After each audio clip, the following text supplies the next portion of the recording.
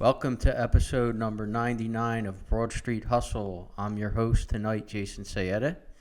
And for this show, we're going to be talking horses. The Derby prep season is in full swing, so we'll be handicapping the late pick four at Gulfstream Park for the Florida Derby cards tomorrow. It's Friday, so the Saturday card. And we'll also handicap the Arkansas Derby at Oaklawn Park on Saturday. However, we are going to open the show talking about that ugly Phillies home opener. There's a lot to discuss there. We're not going to overkill it because it's one out of 162 games, but it was very ugly, so we wanted to touch on that. So Tommy can't make it tonight, but I am joined by my other two co-hosts, Jimmy Chalk. Chalky, what's going on? 99 problems, and is the bullpen one? It could be. I think there's other problems, but we'll get into that. And I'm also joined by my other co-host, Chris Meeker. What's up, Meeker? What's up, guys? Not a whole hell of a lot. So, all right, let's get into it. Phillies lost 9-3. They were up 2-0 sailing into the seventh inning. Zach Wheeler's pitches, it's the first start of the year, so his pitch count was, I believe, in the 80s. So I'm fine with him coming out there. I'm fine with Matt Strahm coming in. I'm a big Strahm fan, but he just didn't get the job done, and then it just snowballed from there. So I'll start with Chalky. Chalky, take it from there. What happened? Well, I mentioned the bullpen, but it's one game, so I'm not going to get too heated over that. I did find it amusing. I think it's Fangraphs had the bullpen projected as number one this season for wins above replacement, which I thought the bullpen would be decent enough, but that kind of surprised me. Look, 2 runs, it's going to be hard to beat the Braves scoring 2 runs and certainly scoring 10. The biggest numbers to me coming out of this game are 0 for 14, which is what your first 4 hitters hit, 7 strikeouts, and 2 walks. So they weren't getting on base, those top 4 guys. And, Realmuto's hitting cleanup, and he struck out. He had 2 strikeouts, right? Harper had 3. And they really only had that 1 inning where they got any kind of momentum going. They played a small ball, stole a couple bases, and Marsh had the home run, and top of the lineup couldn't get Rojas home. And I'm okay pulling Wheeler when they did, but if you're trying to go back and think, it was an inning or 2 before that. He's cruising along, and then Turner has the error, and then Bohm can't get the ball out of his glove, so he has a couple batters that inning. And then he gave out I think it was a 2-out, 2-strike double to Olsen the previous inning. So if you don't have those cases, maybe he can go one more inning and you get to the 8th, and your bullpen doesn't have to do as much, or maybe the same thing happens just earlier. I don't know. It's one game, not going to overreact, but the worst I feel coming out of that game is the fact that your top 4 guys did not have a hit. Yeah, I'm gonna kind of harp on that after I go to Meeker here, because I think that's a huge question mark for the start of the season. But Meeker, expand on your thoughts here on what Chalky said and what you think. Yeah, if we're watching this game in July, you would think that Wheeler goes deeper into the game and you don't have to make some of the decisions you have to make, but like you said, Jason, I wasn't. I was fine with Strahm coming into the game. We were actually texting during the game, what matchups would you play here? Because we're all interested in understanding, how Thompson's going to manage this bullpen. And we kind of agreed, Strahm comes in here in the 7th, and then you go to matchups maybe with Alvarado, a mix of him and Hoffman and whoever else you want to throw in there, Dominguez, as we move forward. And I think a lot of, just the fact that we texted about that leads me to say that there really is no set closer at this point. So we really don't know what Thompson's going to do. So you're going to play these matchups. And we talked about, if you're kind of projecting into later in the game, you might want Alvarado to face Olsen. Of course, that didn't quite work out, even though he did face Olsen. I don't know what they had, 5 or 6 doubles in the last 2 innings or 3 innings. So, it's one game out of 162. I think they'll get it straightened out. But here's my thing about the season. and comparing the Phillies to these other teams that they're going to be, locked up against, for playoff spots. If you look around the league, so the Dodgers signed Yamamoto and Glasnow. Atlanta signed Chris Sale. San Fran signed Blake Snell. San Diego got Cease in the trade, got Michael King in the trade. So even though they lost Snell, they added two good pitchers. Arizona signs Rodriguez and Montgomery. Even though neither of them are playing right now, they will be when it counts. The point of that is that all the teams that I think that are going to be hunting for a playoff spot have all improved their starting staff, right? They're all very comparable to the Phillies starting staff. And now the Phillies are down a guy with Walker, who neither of us think is that great, but now you're dipping into Spencer Turnbull, or whoever you're dipping into for your fifth spot. So with these teams being pretty comparable and they can match up against the Phillies' top starters, the bullpen is going to mean a lot this year. And we all thought coming into this season that the bullpen, if you compare them against the Braves, you compare them against the Dodgers, compare them against Arizona, we have a little bit of an advantage against these teams, I would think, coming into the season. And, today obviously didn't prove that to be the case, but it's going to be really important moving along here into the season. And offensively, yeah, I mean, we didn't get production out of the guys who need to get production from. Castellanos was 0 for 3 with 3 strikeouts going into the ninth inning, so he didn't look very good either. But it's game one, so we'll see how it goes. But not the way you want to start. Okay, so I do have a concern with the starting staff, and I think I think Dombrowski, as much as I like him, and I think we all like him, I think he painted himself in a corner with the Walker signing, because they didn't want to go over that third tier of tax. That third tier must really hit you, wallop you, hit you hard, because I know the Yankees were in the same boat as them, and that's why they didn't go after Montgomery, which the Phillies also didn't. So the Walker signing, we go back, and I know we've all mentioned it, but Zach Eflin, they let him go. The Rangers signed him for less years and less money than the Phillies signed Walker, and Eflin is a better pitcher than Walker.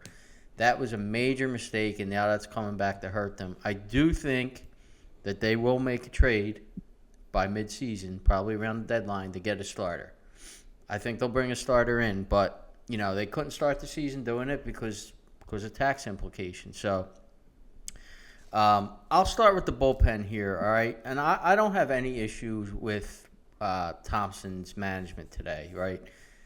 Wheeler, you don't want to stretch Wheeler out the first start of the year. He's already at 80 pitches. He starts to, if you look, I follow Wheeler a lot closer than probably everybody does because he's on my fantasy team. I know it's dorky to say, but I noticed when Wheeler gets to the seventh inning, it's all right, you're stretching it now because now he's starting to lose it, whether it's the third time around the order or whatever. So I'm fine with how he managed that, and he brought Strahm in. I'm a Strahm fan. I like him. I think the guy's got balls. I think he's a good pitcher. He just didn't have it today, Was it the weather? I don't know. Was it first game jitters? For whatever reason, he was hanging pitches. He just didn't have it.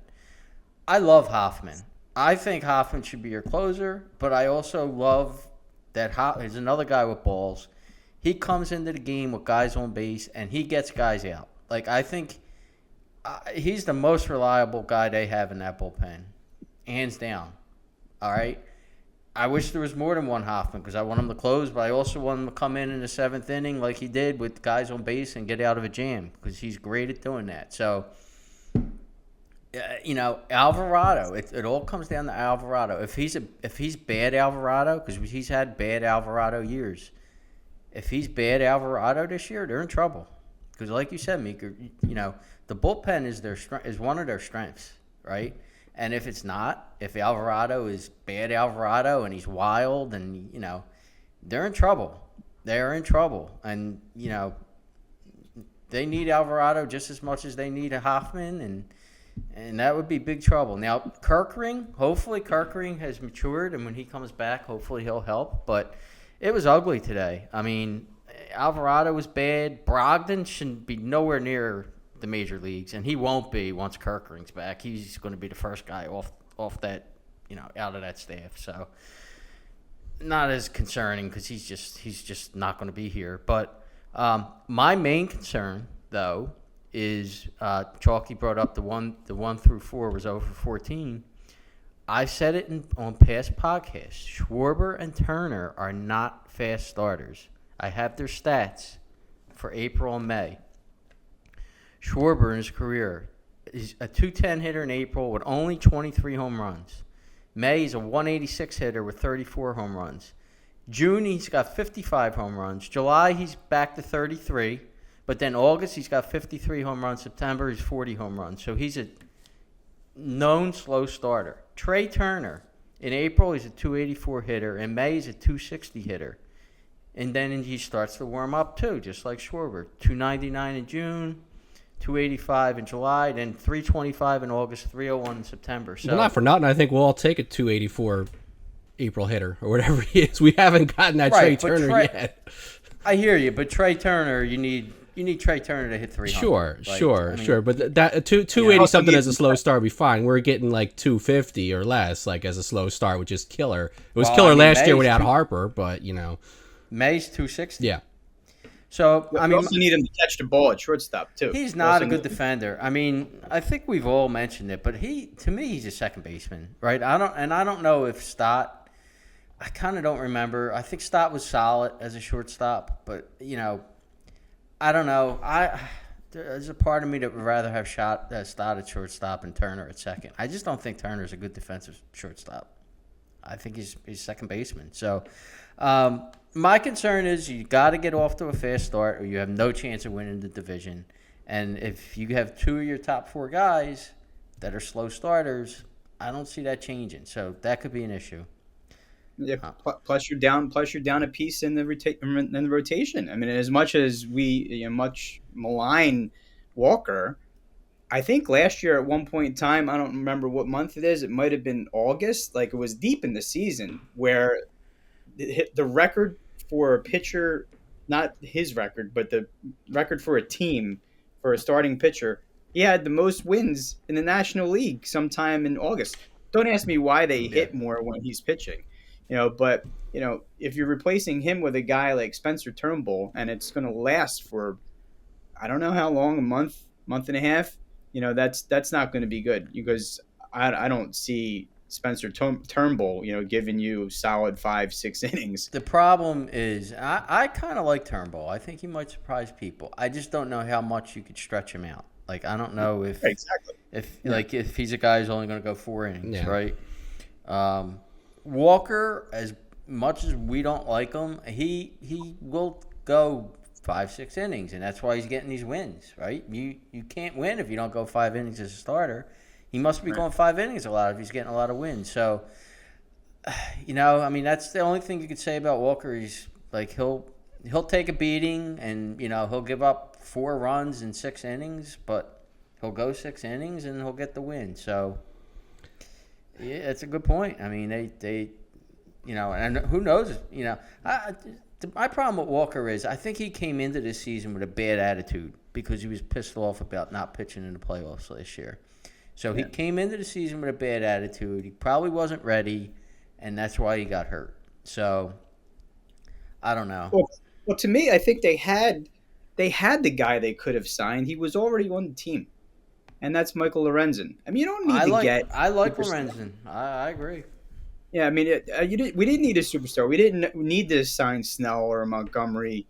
We didn't need to trade for Cease. We had a guy that was here on the roster that took until last week for a team to sign, and he was just sitting right there. Why not sign him? Especially, did he sign after we knew that Walker was hurt, or was that like the same day? It was like right around the same close. time. I was just thinking about that. I don't know if it was before or after, but it was not much on either side, whatever it was. Yeah, well, if you wonder if it was if they signed Lorenzen after Walker got hurt, then I think that's a big mistake. If they didn't know that Walker was hurt and then Lorenzen signed before then, I'd have to look it up. Then that's fine. But if it's a big mistake by Dombrowski, because he was wasn't he wasn't Lorenzen on a team that he was a GM for in the first place, or was it just because he had some ties to Detroit and that's the reason why they got him here? Probably I don't ties with remember. Detroit. Probably his ties with Detroit. Yeah, yeah. So anyway, I mean, the bottom line was the guy was there. We weren't going to pay him that much money. You would give him like a 1 year deal. He was already on the roster. They could have done that, and they would have had depth. And now they don't have depth. And I think the big thing that you're talking about here with this bullpen is now every fifth day, you're gonna need them for 6 innings, Yeah. 5 or 6 innings. You're gonna have to start stretching out Strom again. That's what I was going to say. So, assuming Kirkering is back soon, which they expect, if Walker is out for an extended period, do you move Strom back to the rotation if Turnbull isn't, giving you anything? Because I'd hate to lose him in the bullpen, but Kirkering back, if he can, I mean, he did a good enough job spot starting, or having that stretch at who was hurt earlier last year, Suarez, right, Ranger, and Yep. Yes. he did all right. I mean, it wasn't outstanding, but he was a serviceable, if you want to call him a 5, in the rotation, he was okay. Listen, I like Strom a lot, and it's the same thing as I said with Hoffman. I wish we had 2 Stroms, and we could start 1 Strom and have 1 Strom in the bullpen, I think he's probably more valuable in the bullpen, but, if Turnbull doesn't do the job and Walker's out a longer period of time, don't overlook the fact that they might call Abel up. Yeah, they might say, by June, if Walker's not back or whatever, and it's just not working out, don't be surprised if Abel comes up. So, but all that being said, let's not overkill this. It's 1 out of 162 games, and I don't know if you guys had any other thoughts, but just figured it would be fun to kind of either do a post-mortem, which unfortunately that's what we're doing, or kind of, have a victory lap after that game. So, I mean, I will say the ultimate outcome of 9-3, like if they would have lost 3-2, losing the way, like if that third run was the last run, that would have been a little more frustrating. You wasted a great star. The bullpen gave up 3, I mean, everything fell apart and they didn't hit. And so if it was 10-9, it would have been, well, bullpen stinks, but they got a lot of runs, and it's just, it's one game. And even though it was a nice, very windy though, they mentioned a couple times on TV, but I went to I went to a grocery store close to the stadium around game time, and the carts were blowing all around the parking lot. That's how windy it was, like down in that area. So, but it's opening day. And now I can turn off the games until May or whatever. I turned it off at 5-2, and I'll put it back on in May or whatever at this point. But that excitement is past for now, and so we'll see. I'll keep checking my lineup every day, but other than that, I'll see it in May. Yeah. Again, I'm not overreacting either. I just, all the points we brought up in this podcast are concerns moving into the future. But we'll be on here next week, and we'll see how the next week goes, and if we have the same concerns. We'll see if they pull it together. Before I go, I did want to say that I have 3 of my 4 Final Four left. Okay. North Carolina, huh? All right, that's great. North Carolina did not do the job last night, unfortunately, but fortunately, because I can't stand North Carolina. But if I'm going to give any kind of picks today, and I don't know because I'm not looking at the TV, I like the dogs. I like the points with North Carolina State and the points with Creighton. Don't really think Duke is going to win or cover. Who's playing Marquette? Because there's a North Carolina State. North Carolina State Okay. was up about 7 last I saw. I'm pulling it up now. Oh, really? I'm not watching, so I'm not cheating. But I did bet them. North Carolina State's up 13 at halftime. Oh, wow. So they're good. Okay. Are they really? There goes. Well, I lost North Carolina last night, and if Marquette goes down, that will be number 2 that I lose for Final Four teams. So who are your Final Fours, Meeker? My Final Fours were Creighton, Houston, Illinois, which now has to play UConn, which is going to be a tough game, and UNC. But UNC lost last night, so now be Alabama or Clemson, I guess, in that Final Four spot. Who's on the Purdue side? that's the Marquette, right? That's yeah. Marquette I think or Purdue.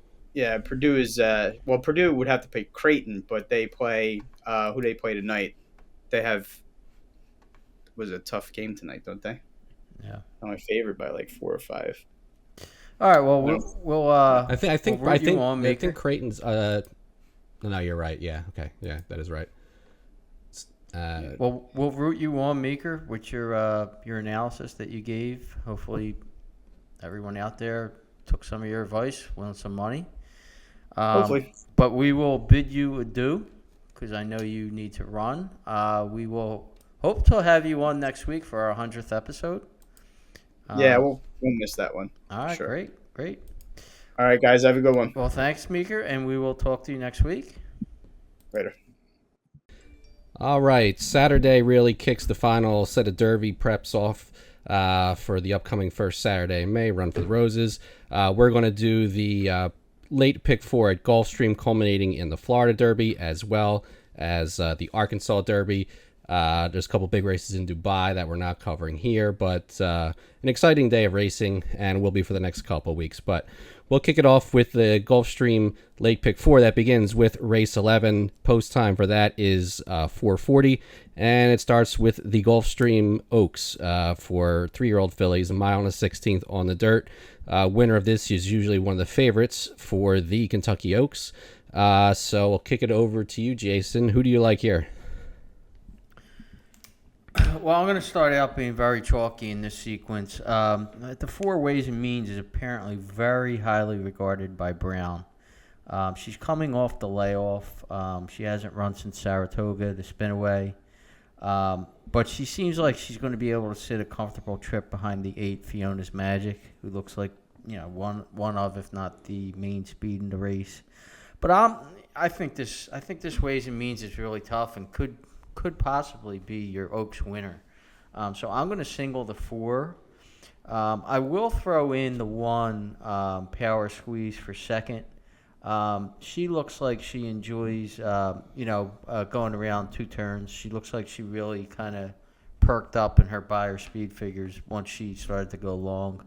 So I'm gonna throw her in as maybe a price to get second under the 4 Ways and Means, but in my pick 4, I'm singling this 4.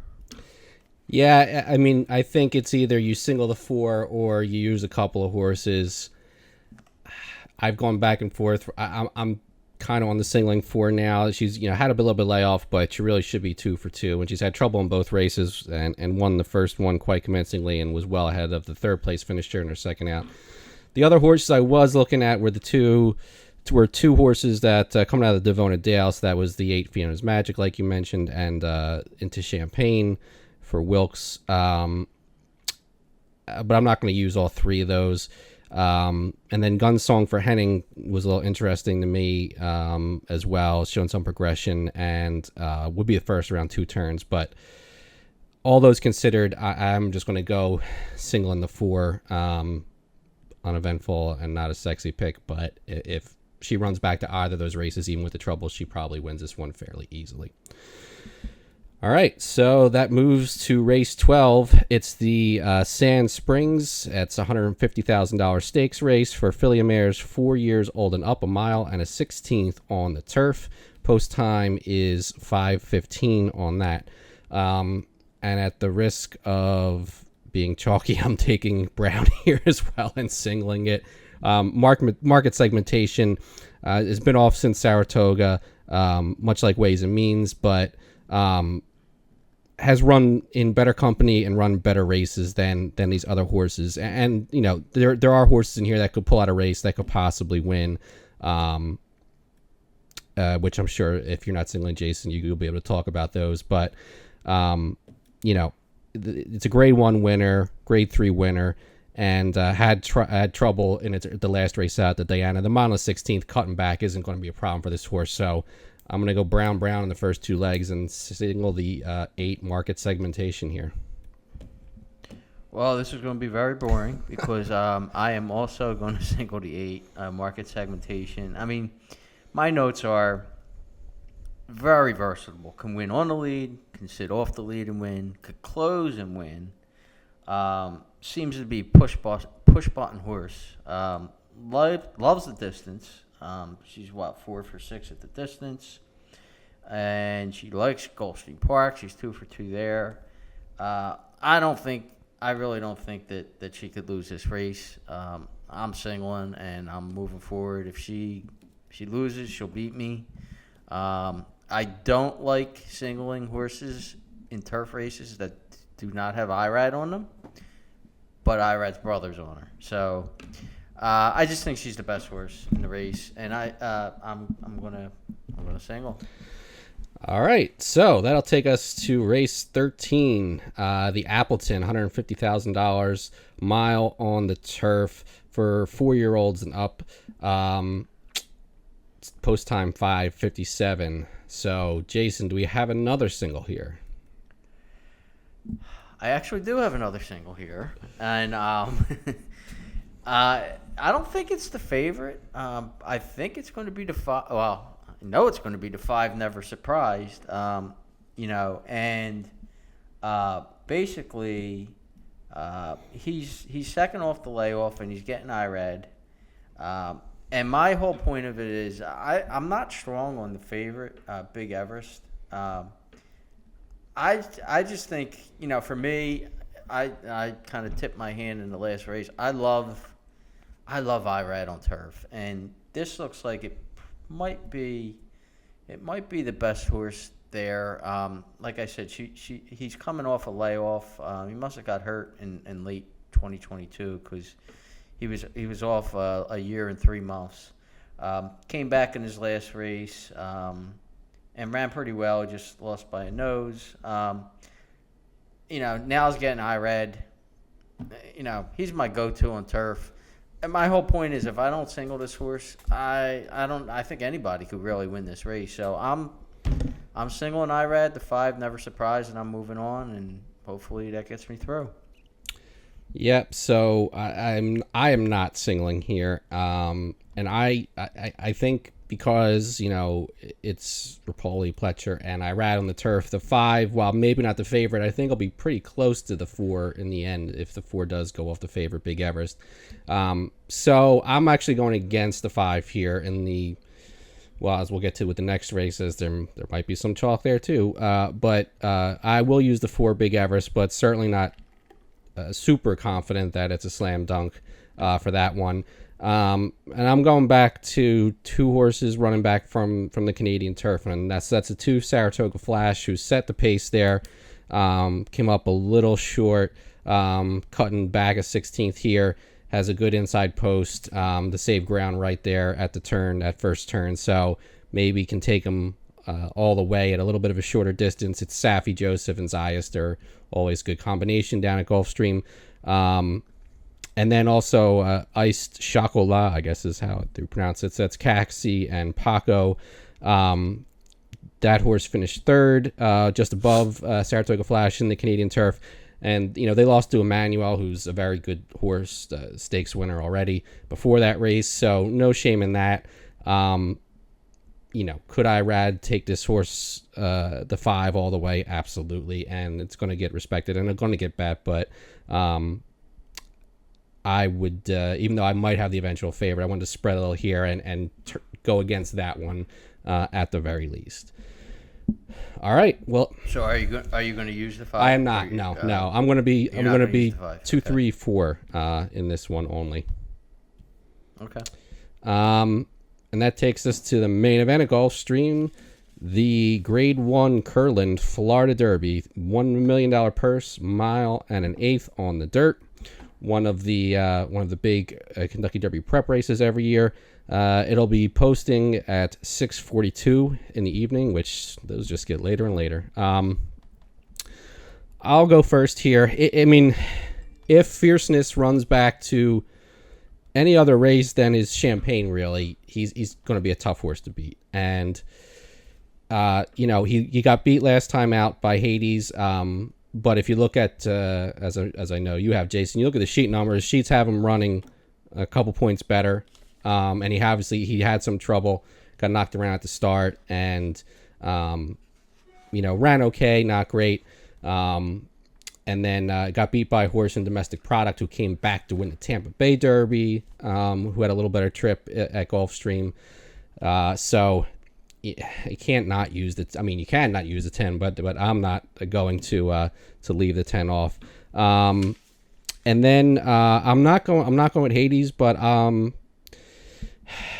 Conquest Warrior, I'll probably end up using them, but I'm just thinking it might be too much of a jump this quick. Although Shug can place these guys a little bit, but the Grandmo the First, who had some trouble down in Florida, made a big jump on the sheets.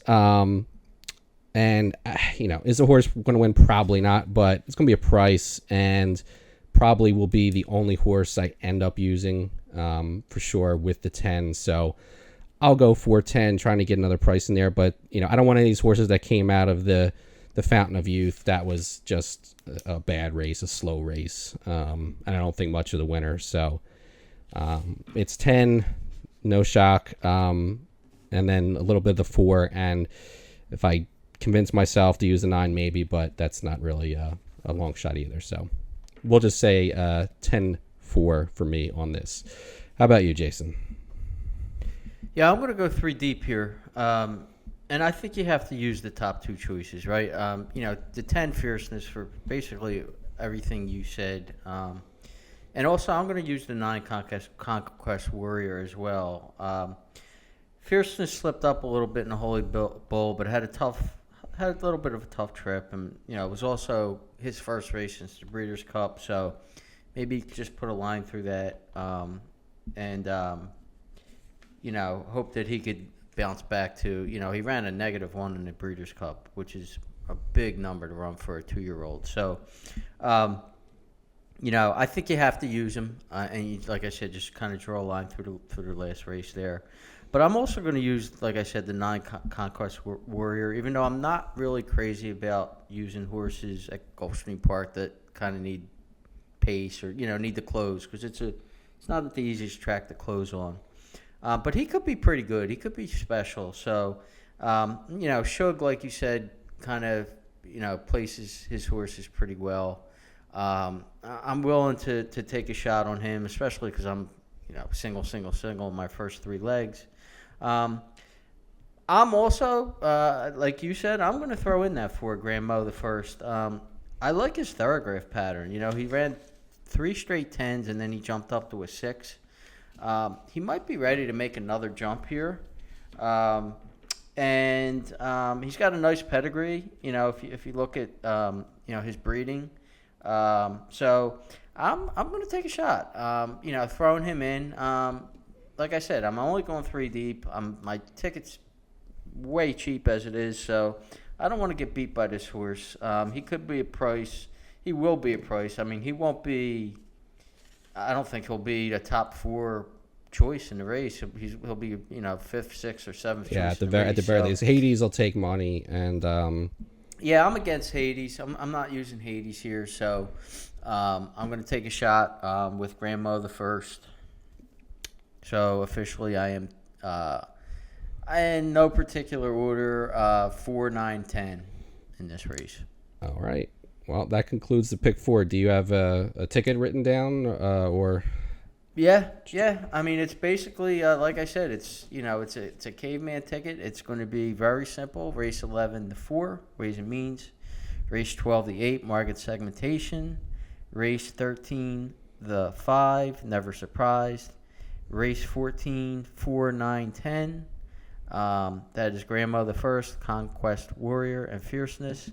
For $5, it's a $15 ticket. So if it chalks out, you're going to want to have it for $5. So I'll say $5 for a $15 ticket. All right, and I just quickly, like you, I would have 4 and then 8 in the first 2 legs. Race 13, I would go 2, 3, 4.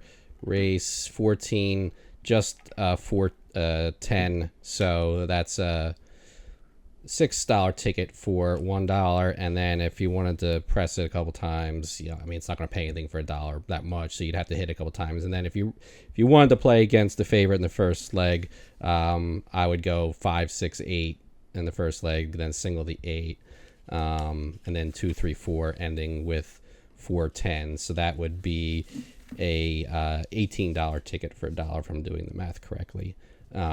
You could probably play that for $1. If you beat the favorite in the first leg, you'll get a little bit of a payout there, I think. All right, so that'll take us to the other big North American 3-year-old race on Saturday. That is the Arkansas Derby at Oaklawn Park. It'll be like the Florida Derby, 1 1/8 miles on the dirt. It's race 12, going to post at 6:47 Central Time, so that's 7:47 for those of us on the East Coast. Got some interesting horses here. You got a couple of horses close on the morning line, including Baffert chipping in. Jason, what are your impressions? Yeah, I mean, I guess you could call me chalky for this episode because I just think the 7 Muth is just the best horse by far in this race. Baffert wins the Arkansas Derby many times. I think he really wants to win these prep races this year just to kind of stick it to Churchill Downs, it is throwing like a monkey wrench into the points because if he wins all of these races, all of these preps, if he wins the Santa Anita Derby and he wins the Arkansas Derby, that means you're going to get horses that, because his horses are not allowed to run in the Kentucky Derby this year or any Churchill Downs, so they're not allowed to run in the Oaks either. But that's going to throw a real monkey wrench into the points. Like you're going to have horses, if he wins these races, that are probably going to get into the Derby with like 20 points, maybe even less. So I just think I think he's the best horse. I think Baffert is really going to have him revved up for this race. I'm against Timberlake. I'm against Mystic Dan. I think Mystic Dan freaked on a wet track. I don't want that horse at all. So I am singling the 7 Muth.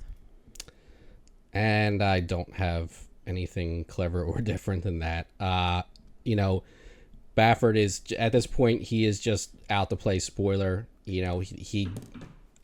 don't think any of his horses, there was the deadline to transfer to another trainer. And unlike last year, none of them that he still had in his care at the time transferred out. So he's running these horses in these races to play spoiler and basically, taking the Derby points without being able to use them, so throwing a little bit of chaos into the points race to get into the Derby. Timberlake obviously has run well here. Not impossible if for some reason that Muth doesn't fire. And this would be Brad Cox's 3rd straight Arkansas Derby win, which I believe would be a record for consecutive wins in the Arkansas Derby. But I had the same thoughts on Mystic Dan.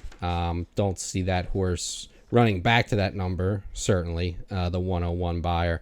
And even if the horse, he's run some decent races on a dry track, but those were not against horses of the caliber here, and that was shorter. At a Golden Sense, the numbers aren't too bad as far as the pedigree on it, but it seems like the wet track certainly helped him on that one. So it's Muth, and if it runs Muth Timberlake, throw a bomb in, throw the 50-1 Will Sword horse, I guess, because it's not going to pay anything for a try. But yeah, I think Baffert's running to win and spoil the party. I was thinking of maybe throwing in the Lucas horse, the 8 Just Steel, underneath, not to win, but underneath to kind of juice up the exacta. I also, I guess Liberal Arts kind of would be another exacta juice up if you kind of try to throw him in underneath the 5 for second. So those would be my 2 exacta horses, the 5 Liberal Arts and the 8 Just Steel. But as far as winning is concerned, I'm all about the 7 Muth. All right. Well, unfortunately, it one of our more boring horse episodes, but nonetheless, we can't we don't fill the races. We just handicap them. So it is what it is. But that'll wrap up. Unless do you have any spot plays or anything for this week to throw in there? No. What I will say is a couple of exciting episodes are coming up for us. Next week will be our 100th episode. And we may have a special guest join us. An old friend may or may not join us for that. That episode, I'm sure, will be heavily horse involved. There'll be 3 prep races next week for the Kentucky Derby, and that'll kind of wrap up the Derby prep season already. Believe it or not, next week we'll have the Wood, the Santa Anita Derby, and the Bluegrass. And then the week after is another big episode. We will have the Masters episode. So. And that's always fun, to talk Masters. So, a couple of exciting episodes coming for us. Yeah, no doubt. Leading up to, I would say can't get to the Derby fast enough because we can't dissect the Phillies every weekend. The Sixers may or may not. I mean, maybe Embiid will be back. We'll have something to talk about unless we're going to talk about Fedotov in goal for the Flyers, but. That could be exciting. Could be exciting. That could actually be I didn't exciting. realize he was 6'7" until I saw him today. He's a big kid. guy. Yeah. He's supposedly pretty good. So that's like I would like to see him get in and see what he can do. Whatever they did, I was didn't very expect him to surprised. come No, over. yeah, the Briere. They were saying he had to join the army and stuff, and I don't know how they let him off of the army team or whatever, and that was very surprising, actually. So. But it could be a good sign. He should have brought Mish. I was going to say it could be a good sign that he might get over sooner rather than later. But I don't know if the Flyers had to strike a better deal with the Carter Hart situation. Him who knows if he'll be able to ever play again. But that was surprising, I guess, because they're struggling as well. But they're going to fail their way into the playoffs probably. As it looks. But anyway, that's all coming next week with the big 100 and future episodes. But tonight we're wrapping up episode 99, Wild Thing episode. We'll see you next week and have a great weekend.